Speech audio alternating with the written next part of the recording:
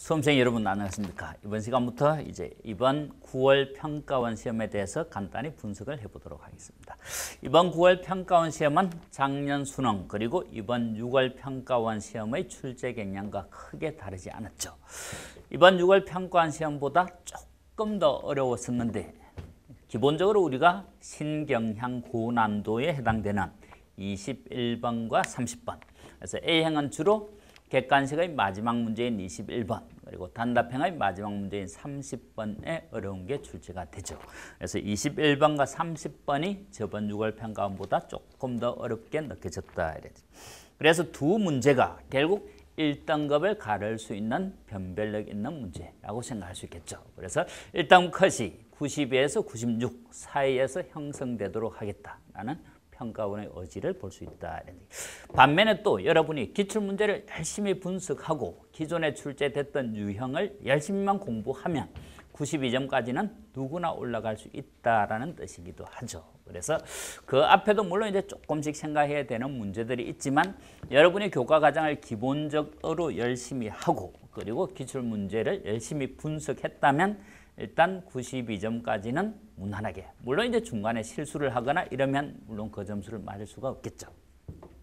그리고 이제 21번, 30번 이 둘 중에 적어도 하나를 맞히면 확실하게 1등급이 되는 거고 둘 다 맞히면 이제 100점 이렇게 되는 것 같습니다. 자, 13번과 14번 연계 문제가 이번에 조금 특이했죠. 그래서 함수에다가 독립시행의 확률을 연결시킨 문제.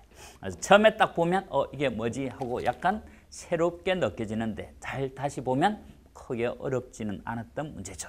그리고 이제 항상 출제되던 수열 추론 문제가 여전히 추론 문제로 출제가 되어졌고 그리고 이제 20번에서 요즘 우리가 정규 분포, 표본 평균의 분포 그리고 실내 구간을 구하는 이런 문제는 지속적으로 출제가 되어졌는데 바로 모평균의 추정과 정규 분포를 연결시켰다라는 점에서 평소에 우리가 하나에 대해서 확실하게 자신이 있는 학생은 이런 문제가 어렵지 않을 거고 평소에 자신 없이 대충 그냥 유형만 익혀서 푸는 학생들은 이런 문제도 좀 어렵게 느꼈겠죠.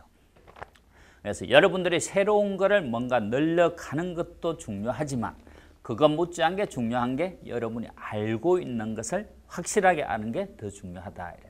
기본적인 유형이 융합된 문제는 여러분의 기본 유형에 대해서 얼마나 자신 있게 정확히 잘 알고 있느냐가 보통 문제를 해결할 수 있나 없나를 결정을 하죠.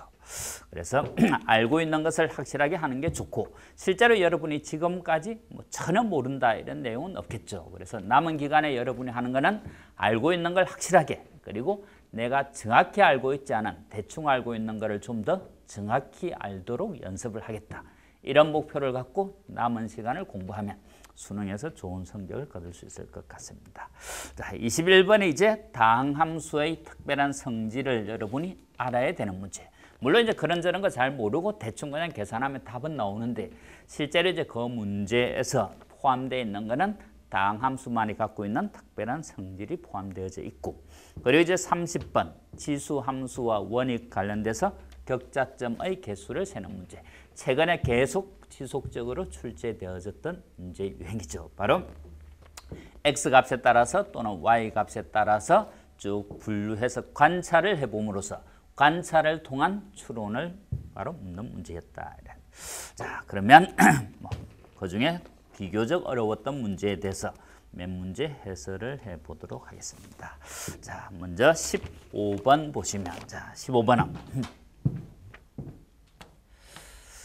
중복조합과 관련된 문제죠. 4개의 자연수 1, 2, 4, 8 중에서 중복을 허락하여 세 수를 선택할 때 이렇게 되어 있는 4개 중에서 중복을 허락해서 3개를 선택한다.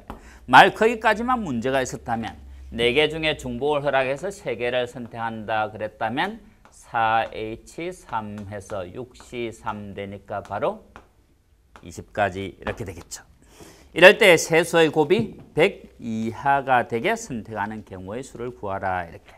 여기서 우리가 택한 세수 같을 수도 있고 다를 수도 있는데 이 세 개를 곱해서 100 이하가 되는 경우를 찾아라. 이런 그럼 이제 직접 이게 100 이하가 되는 걸 직접 찾을 생각을 할 수도 있고 아니면 여사건을 쓸 수도 있는데 지금 우리가 전체 경우는 20가지로 쉽게 구해지는데 보기를 보니까 전부 어떻게 돼 있다. 12, 14에서 바로 이거 절반 이상이죠.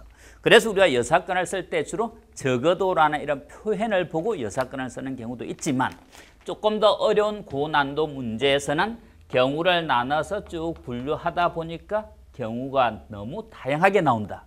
이럴 때도 여사건. 또 지금처럼 보기를 봤을 때 보기가 절반 이상인 이런 경우도 여사건을 쓴다라는 걸 생각해야 된다.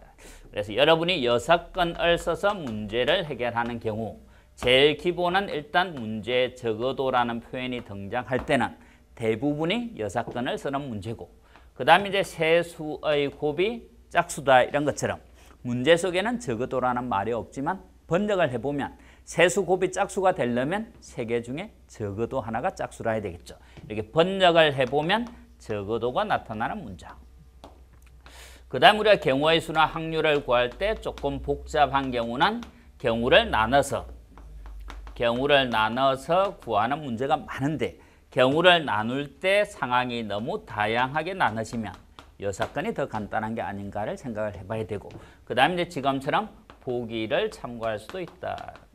그래서 이런 걸 써서 여사건을 쓸 생각을 한다라는 것은 여러분이 이미 어느 정도 실력이 돼 있다라는 얘기죠.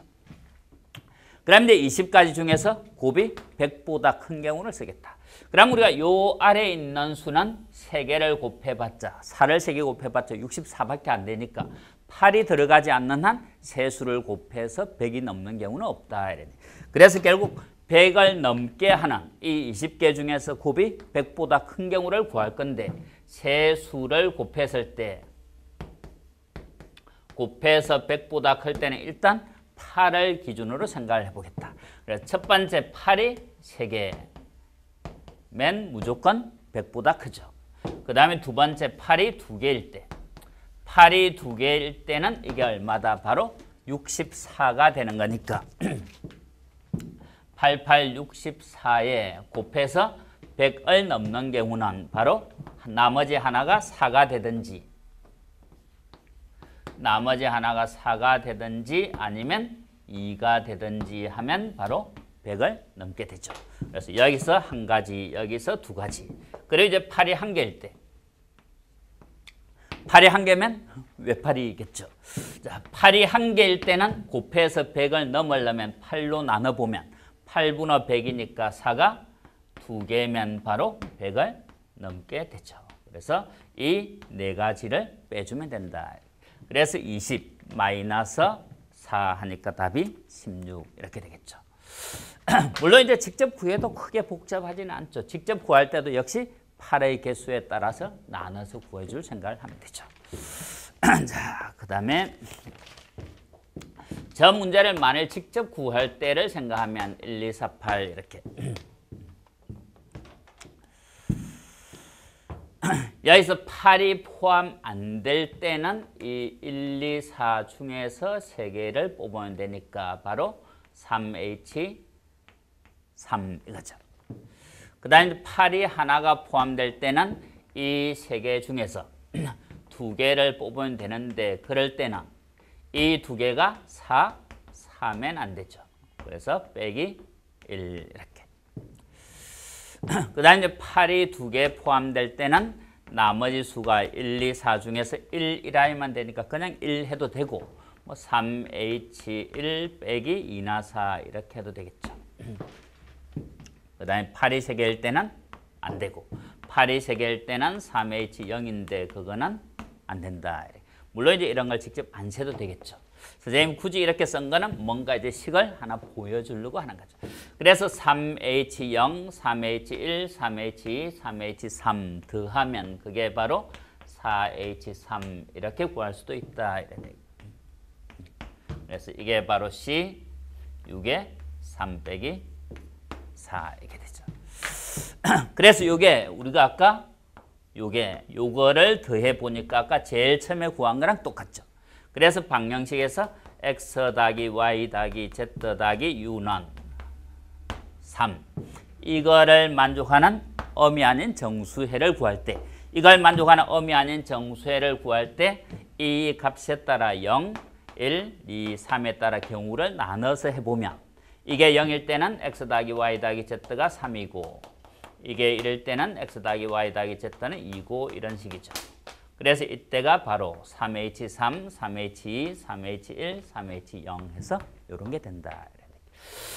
그래서 이제 이게 요거랑 같다를 알 수 있고 또 이것이 요것의 해의 합집합과 같죠.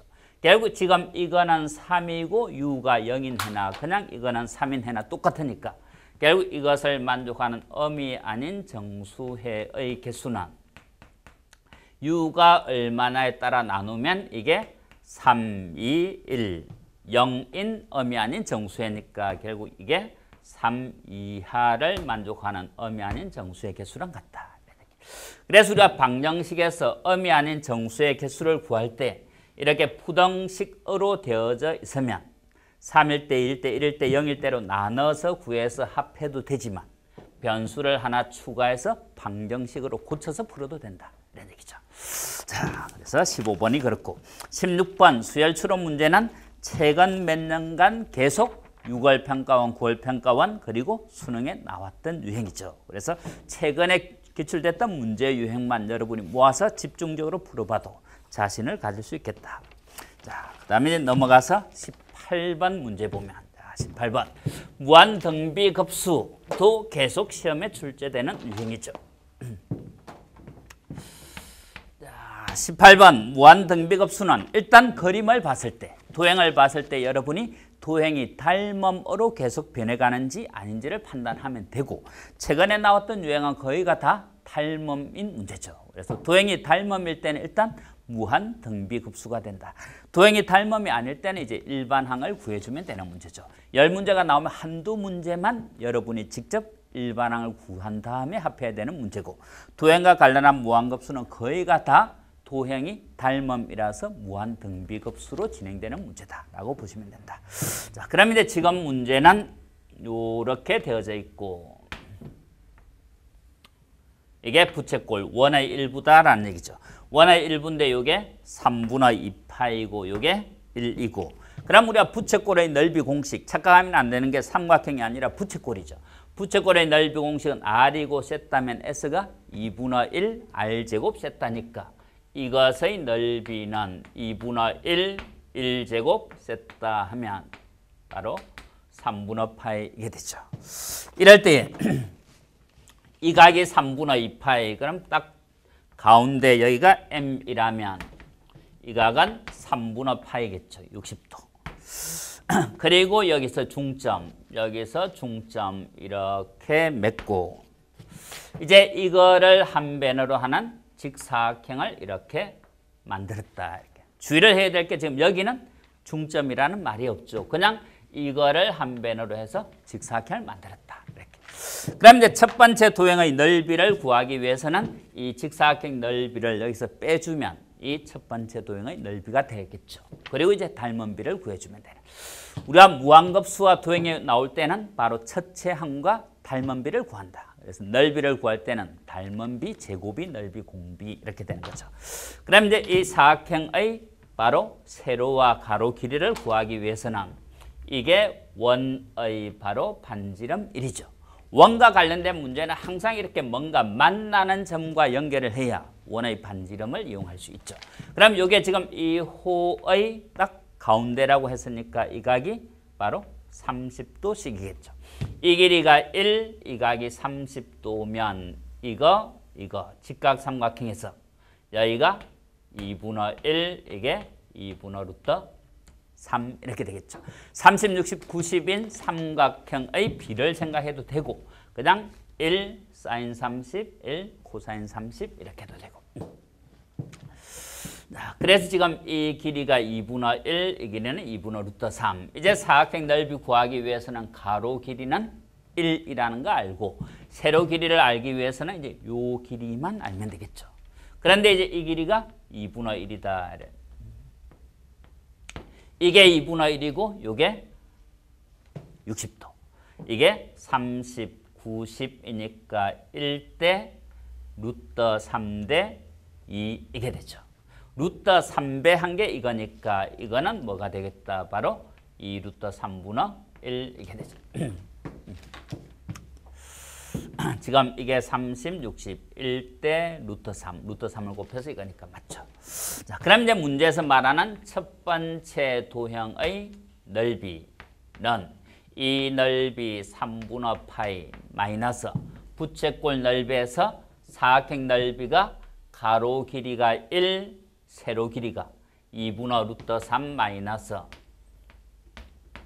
바로 요 길이 2 루트 3분의 1 이렇게 되죠.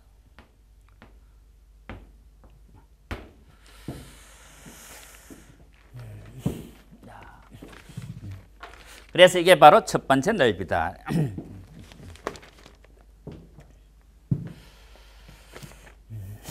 자, 그 다음에 닮은비를 생각하면 닮은비는 지금 이 사각형에 다시 지금 여기에 중점을 맺어서 이런 부채꼴을 만든다. 이런 얘기. 이렇게. 그러면 닮은 비가 바로 요거와 이것의 비를 구하면 되겠죠. 그럼 지금 이 길이가 이렇게 중점을 맺으면 이 길이가 얼망지만 구해보면 이 길이를 알 수 있죠. 이게 지금 2분의 1, 이 길이가 얼마? 2분의 루트 3의 반이니까 4분의 루트 3 이렇게. 그럼 이제 여기는 피타고라스 정리를 쓰면 4분의 1 플러스 이게 16분의 3 하면 16분의 뭐가 잘못됐나요? 자, 다시 보면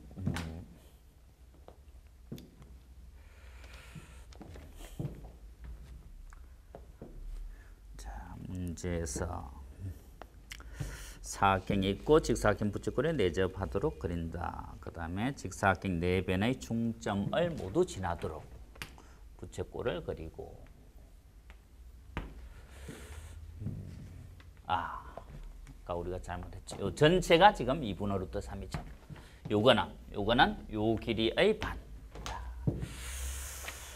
그럼 요게 지금 얼마인가 하면 이게 6분의 루트 3. 이거는 6분의 3 루트 3이니까 이거를 계산하면 6분의 2 루트 3이라서 3분의 루트 3이죠. 3분의 루트 3의 반이니까 이게 6분의 루트 3. 아까 2분의 루트 3, 요 전체 길이.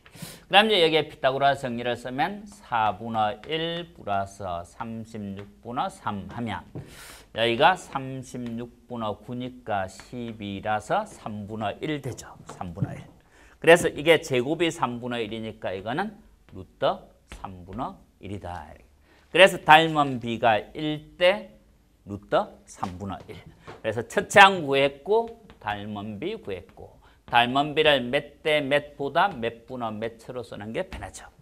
그럼 이제 우리가 구하는 거는 넓이니까 넓이 총합은 1 마이너스 넓이는 2차원이니까 공비가 닮은 비 제곱 바로 제곱하면 3분의 1에다가 첫째 항이 3분의 파이 마이너스 아까 요거 계산한 게 바로 3분의 루트 3 이거 했죠. 그래서 아래 위에 3을 곱해주면 파이 마이너스 루트 3 여기가 2 해서 2분의 파이 마이너스 루트 3 4번이 된다. 이렇게. 닮은 비를 구할 때 우리가 이걸 써도 되고 문제에 따라서는 안쪽 도형의 닮은 비나 바깥쪽 도형의 닮은 비나 똑같죠. 그래서 지금 부채꼴 닮은 비를 구해도 되고 아니면 이 부채꼴에 외접하는 사각형을 아예 하나 그려서 이렇게 그려서 이 사각형과 이 사각형의 닮은 비를 구해도 되죠. 지금 이게 딱 중점이라고 했으니까 요 길이와 이 길이가 같겠죠. 그리고 이게 60도면 이게 30도 이렇게 돼요.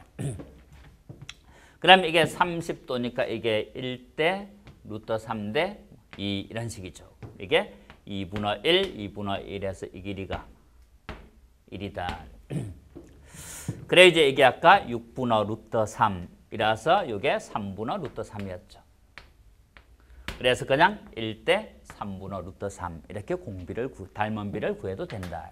그래서 필요하면 이게 더 쉽다고 생각하면 새로운 도형을 하나 만들어도 되고 주로 원 같은 거는 원을 다른 도형보다 생각하기 쉬우니까 밖에 원을 하나 더 그리는 게 쉬운 경우도 있죠. 그래서 바깥 도형의 닮은 비나 안쪽 도형의 닮은 비나 똑같다. 자, 그 다음에 19번 보면 행렬. 자, 행렬의 참거진 문제가 한때는 계속 수준이 높아지다가 다시 요즘 들어서 약간 행렬이 이렇게 어려울 필요가 있나? 또는 이제 곧 행렬은 교육과정에서 없어지죠. 지금 1학년들은 행렬을 배우지 않나. 그러다 보니까 이제 다시 뭐 크게 어렵지는 않아. 그렇지만 여러분이 신경을 좀 딱 써야 맞힐 수 있는 정도죠. 지금 A, B 플러스 B가 2, 이런 거는 우리가 문제에서 많이 봤던 행태죠. 이런 행태로 나와서 x, y는 2니까 yx도 2다 라는 데서 교환이 되는 걸 보이는 그런 거죠. 그 다음에 a 세제곱 플러스 2가 0 이렇게. 이건 좀 인수분해 되면 a 플러스 2, a 제곱 마이너스 a 플러스 2가 0 이렇게 되겠죠. 이럴 때 보기 기억에서 a 플러스 2가 역행렬이 존재하냐. 그거는 지금 요 식이 우리가 a 플러스 2, b 플러스 2로 묶어보면 왼쪽에 2가 더 들어갔으니까 오른쪽이 바로 3, 2 이렇게 됐죠. 곱해서 단위 행렬의 실수배가 됐다는 거는 3이 이렇게 나눠지면 곱해서 2가 되니까 서로 역행렬이다라는 얘기죠. 그래서 a 플러스 2도 b 플러스 2도 서로 역행렬을 갖는다. 그 다음에 니은에서 ab가 b냐라는 것도 x 크게 y로 보면 두 개를 곱해서 2면 이걸 반대로 곱해도 바로 단위 행렬의 실수배다 이렇게. 이게 0일 때를 제외하고는 단위 행렬의 실수배면 xy가 k이면 yx도 k 되죠. 그래서 위에 거 전개한 거와 아래 거 전개한 것 같다라고 두면 양쪽에 다 지울 거 차례차례 다 지우고 나면 AB는 BA 이렇게 나오죠. 이건 뭐 워낙 많이 해봤으니까 여러분이 잘 할 거로 보고 넘어가고 이거 전개해서 비교만 하면 된다. 이제 이것이 항상 조금 어렵죠. A 더하기 B가 마이너스 2냐 이렇게. 자, 그럼 이제 어디에서 출발을 할 거냐 이게 문제죠. 그래서 뭐 처음에 어디에서 출발해야 될지 잘 모르겠으면 뭐 막 해보는 방법도 있는데 일단 A 더하기 B가 마이너스 2다라는 거는 벌써 차원이 낮아졌으니까 이렇게 뭔가 이런 걸 이용해서 차원을 줄일 생각을 해본다. 그럼 기억에서 A 플러스 2가 역행렬이 존재한다 그랬죠. 보통 기억이나 니은에서 뭔가 물은 게 디귿에 쓸 가능성이 높다는 얘기죠. 그럼 이게 역행렬이 존재하니까 양변의 역행렬을 곱하면 결국 이것이 0이다라는 결론을 얻는다 이런 얘기. 그래서 a제곱 마이너스 a 플러스 2가 0이고 우리가 행렬에 대해서 0이 되는 2차식이 나오면 우리가 a, 이런 것들의 역행렬을 바로 a에 대한 1차로 구할 수가 있죠. 그래서 0이 되는 2차식은 결국 역행렬이 존재하지 않는 경우를 제외하면 a에 대한 1차식의 역행렬을 다 구할 수 있다. 실제로 지금 이 경우는 a에 대한 1차식 바로 k가 실수라면 모든 실수에 대해서 항상 역행렬을 갖게 되는 2차식이죠. 그런 걸 왜 그런지 여러분이 생각해보고 지금 거기까지 하면 너무 오래 걸리겠죠. 그래서 이제 어떻게 생각하는가 하면 여기서 곱해서 몇 이가 나왔다라는 것이 서로 역행렬 관계라는 걸 이용하겠다 이런 얘기. 바로 지금 a 플러스 2가 b 플러스 2의 곱해서 3이가 된다라는 말은 이 3이 이렇게 넘어오면 곱해서 2가 된다는 거니까 역행렬이라는 얘기죠. 그래서 3분의 1 b 플러스 2를 생각하면 그게 요 행렬의 역행렬이다. 그럼 이제 a 플러스 2의 역행렬을 여기서 한번 구해보겠다 이런 얘기죠. 그럼 여기서 a 플러스 2 역행렬을 구하려면 일단 단위 행렬은 뒤에 남고 이 2차식이 다 없어지게 만들어주면 돼. a 제곱이니까 a, 2니까 a니까 마이너스 a가 되려면 마이너스 2 이렇게 돼. 그럼 이제 요게 넘어오면 마이너스 2에 요게 마이너스 2니까 이게 마이너스 3이 이렇게 되죠. 결국 a 플러스 2의 역행렬은 3이 이쪽으로 넘어와 보면 역행렬이 구해지죠. 그래서 여기서 A 플러스 2의 역행렬은 마이너스 3이 1로 넘어오면 되니까 마이너스 3분의 1 A 마이너스 2이다. 그래서 이게 마이너스 3분의 1이니까 3분의 1 하고 마이너스를 안으로 넣으면 마이너스 A 플러스 2 이게 되죠. 뭐 이렇게 3이 딱 떨어질 줄 알았으면 처음에 뭐 3을 이쪽으로 곱했어도 되겠죠.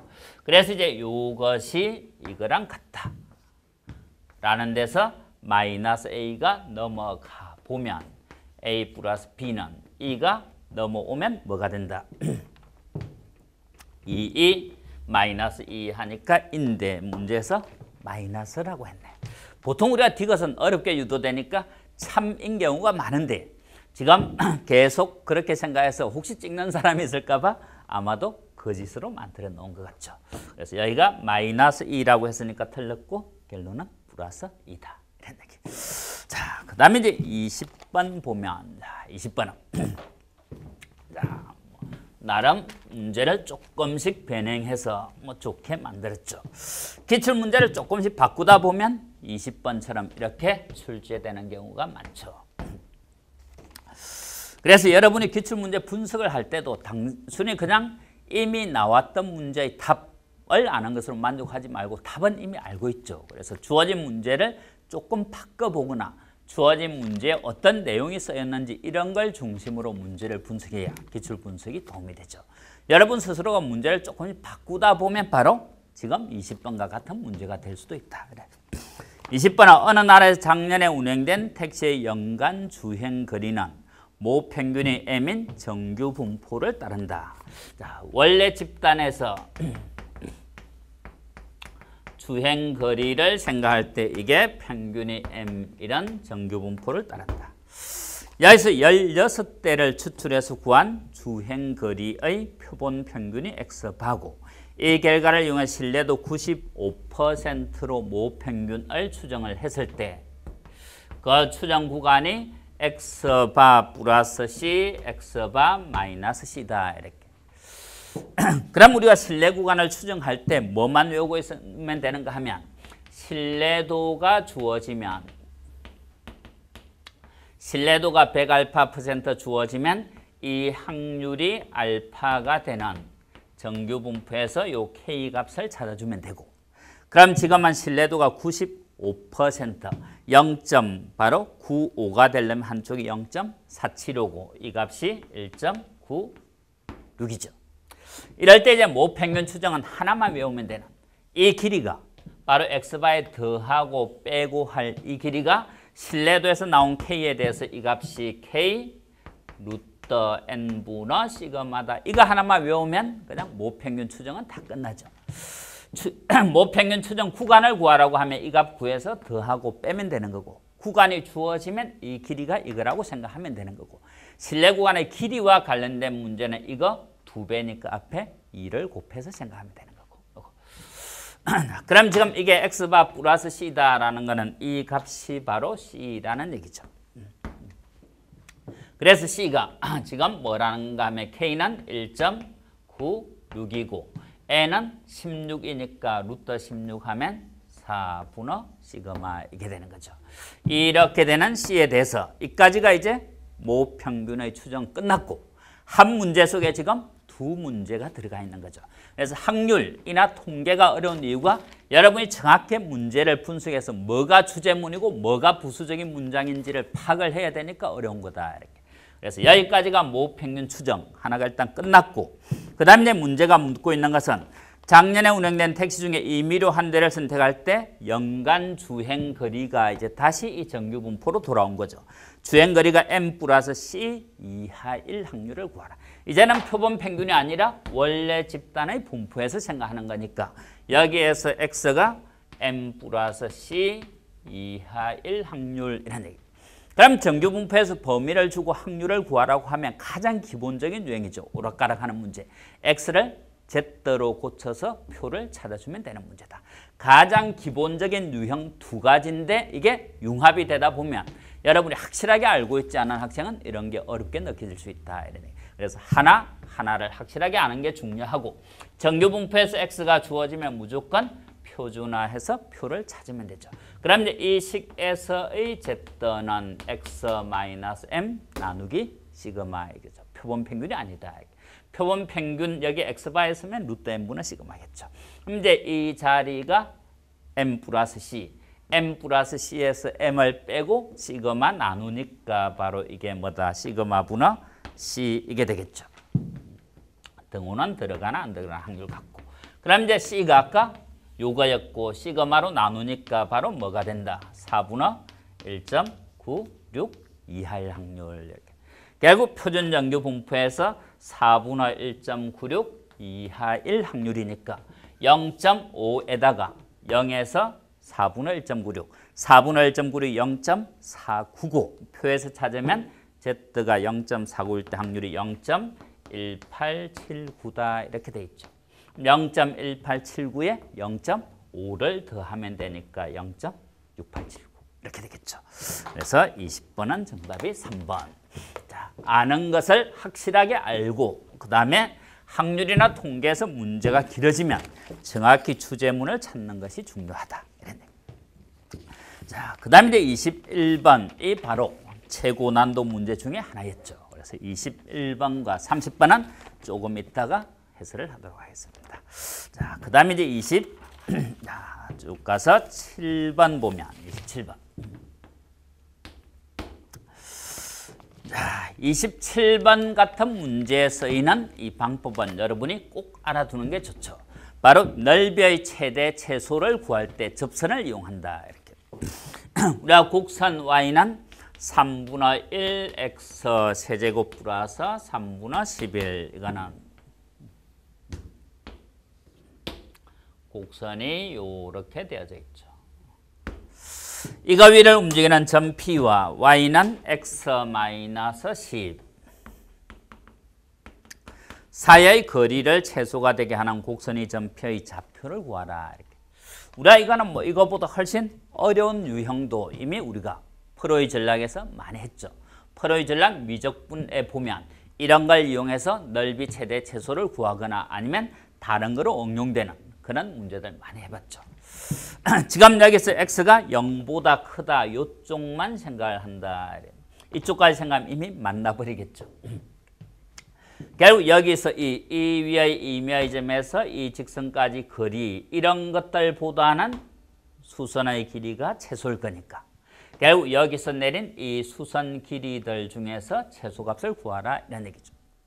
그런데 가장 기본적인 생각은 여기를 좌표를 아예 잡고 이까지 거리 공식을 써서 최소값을 구할 수도 있겠죠. 그럼 이게 3차식이니까 미분을 써서 3차 함수 그래프 계형을 그려놓고 이렇게 되면 꺾어 올려서 여기서 최소값 구하는 이런 유형이 되죠. 그래서 그렇게 할 수도 있지만 이런 거는 미분에서 아주 중요한 사항이고 자주 쓰이는 거니까 여러분이 꼭 알아놔야 되죠. 지금 이 직선까지 거리를 생각할 때 거리가 이 직선까지의 거리가 같은 점들을 모아놓으면 이 직선과 평행한 직선이 되고 그럴 때 거리는 아무 점이나 잡아서 거리를 구하면 되죠. 그래서 이제 거리의 최대 최소를 이용할 때는 평행한 직선을 이용해서 평행하면서 멀리 가면 거리가 멀어지는 거고 가까이 오면 거리가 가까워지는 거고 그래서 이거와 평행한 직선을 이렇게 껐을 때 요 점과 이 점은 이 직선까지 거리가 같다 이렇게 되는 거죠. 그럼 이제 거리가 최소인 점은 평행하면서 가까이 와야 되니까 바로 최대한 가까이 왔을 때가 이렇게 접할 때죠. 평행하다라는 것은 바로 기울기가 같다는 거고 접선의 기울기는 이 점에 대해서 미분 계수가 되는 거니까 y-는 x제곱이 접선의 기울기고 여기서 기울기는 1 이렇게 되는 거죠. 그래서 접선 기울기가 1 되는 양수 x가 1이니까 바로 이 점의 x좌표는 1이다. 그럼 x좌표 1 넣으면 3분의 1, 3분의 11 하니까 y좌표는 4에서 1,4 그래서 a-b는 5 이렇게 되는 거죠. 자, 지금처럼 저렇게 최소 문제로 될 수도 있고 문제에 따라서는 최대 문제로 될 수도 있죠. 여기에 이런 점과 뭐 이런 점을 주고 이 곡선 사이에 점을 잡아서 이 삼각형 넓이가 최대가 되는 그런 점을 구하라 그래도 비슷한 문제가 되죠. 이럴 때는 밑변 길이가 일정하니까 높이가 최대라야 되고 최대가 되려면 평행한 직선 꺼서 제일 멀리 와야 되니까 그때가 바로 접할 때겠죠. 그래서 정점이 주어지면 이 직선의 기울기, 평균 변화율과 순간 변화율이 같게 되는 이 점을 찾아주면 된다. 이런 얘기죠. 자, 그 다음에 28번 보면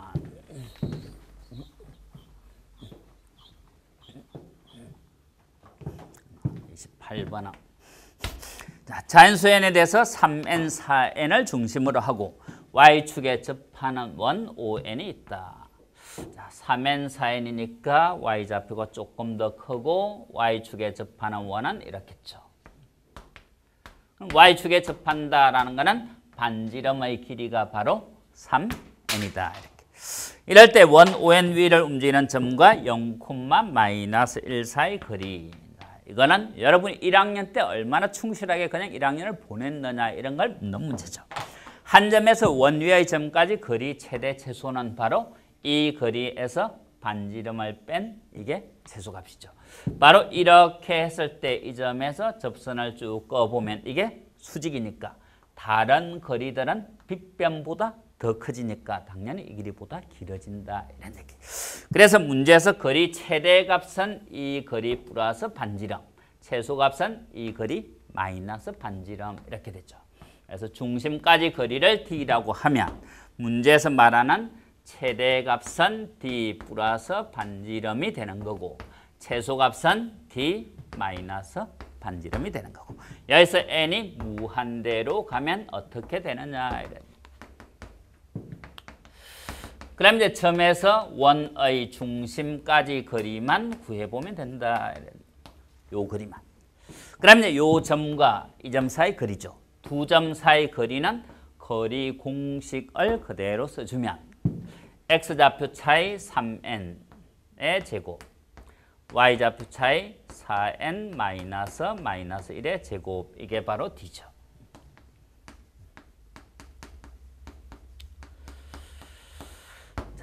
그래서 여기서 여러분이 극한에 대해서 정확히 알고 있으면 간단히 풀 수 있는 문제죠. 우리가 극한에서 무리식이 나오면 유리화가 무조건 되는 게 아니라 극한에서 최고차항이 예를 들어 이런 식으로 돼서 이런 식으로 되면 최고차항 이게 지워지게 되죠. 이럴 때만 최고차항을 지우기 위해서 유리화가 필요한 거고 지금처럼 최고차항이 살아있을 때는 굳이 유리화가 필요 없죠. 최고차항을 생각하면 1차 근호 안에서 2차식 이게 제곱이 된다고 치면 2차식이 3제곱, 4제곱, 25n의 제곱이니까 나오면 5n이 되겠죠. 그래서 여기서 최고차항이 5n이 나오고 지워지지가 않죠. 그럼 위에는 최고차가 8n, 아래는 5n에서 3n 빼면 2n. 2n분의 8n 되니까 답이 4다. 우리가 조금만 극한을 계산해 본 사람이면 최고차항만 생각하면 된다라는 걸 알죠. 물론 우리가 처음 할 때는 분모 분자를 바로 뭐로 나눈다? 최고차항 n으로 나눠주면 되죠. 나눠주면 이 근호 안에서 2차가 아닌 거는 다 0이 돼서 없어지게 되죠. 그래서 n으로 나눈다고 생각해도 되고 일단 최고차항을 생각해 봐서 최고차항으로 극한이 결정되면 그냥 답이고 최고차항이 소거되는 꼴이라야 그래야 유리화가 필요한 거다. 자, 그 다음에 29번. 29번.